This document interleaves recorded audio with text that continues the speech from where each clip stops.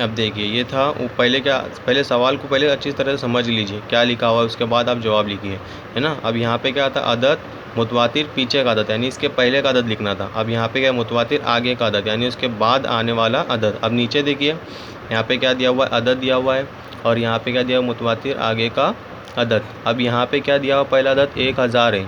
अब 1000 के आगे आने वाला अदद क्या होगा, 1001, है ना। अब 1000 से पीछे मुतवातिर पीछे का अदद यानी 99, 999, है ना।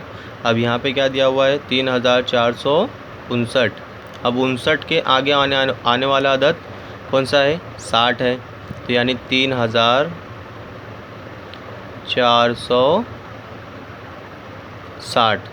अब यहाँ पे क्या लिखना है हमें, पीछे का अदद। देखिए यहाँ पे ऊपर था आगे का अदद, यहाँ पे क्या लिखना है उसी तरीके से, लेकिन पीछे का अदद। तो ये ऊपर जो दिया हुआ है ना, दिया हुआ है उसको पहले पढ़िए कि क्या लिखना है हमें, आगे का अदद लिखना है या पीछे का अदद लिखना है। अब यहाँ पे क्या दिया, मुतवातिर पीछे का अदद क्या दिया हुआ है, 3459। अब 59 के पीछे का अदद कौन सा होगा, 58, यानी 3458, है ना। ये हो गया पीछे का अदद। 3459 के पीछे का अदद क्या है, 3458, और आगे का अदद क्या है, 3460।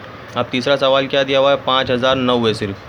अब जाहिर सी बात है 9 के बाद आने वाला अदद 10 है, तो यहाँ पे मुतवातिर आगे का अदद कौन सा होगा, 5000, सैकड़ा तो है ही नहीं, सिर्फ 10। 5009 के बाद आगे आने वाला अदद 5010। अब उसके बाद क्या दिया हुआ यहाँ पे, पीछे का अदद। अब 9 से पीछे का यानी पहले आने वाला अदद, जाहिर सी बात 1 2 3 4 5 6 7 8 9, 9 से पहले आया है 8, है ना। तो 5008, ये हो गया उसका पीछे का अदद। 5009 के आगे का अदद है 5010, और 5009 के पीछे का मुतवातिर अदद कौन सा है, 5008। ठीक है। अब इसको ना गौर से देखिए, तभी आपको समझेगा ये सवाल। चलिए।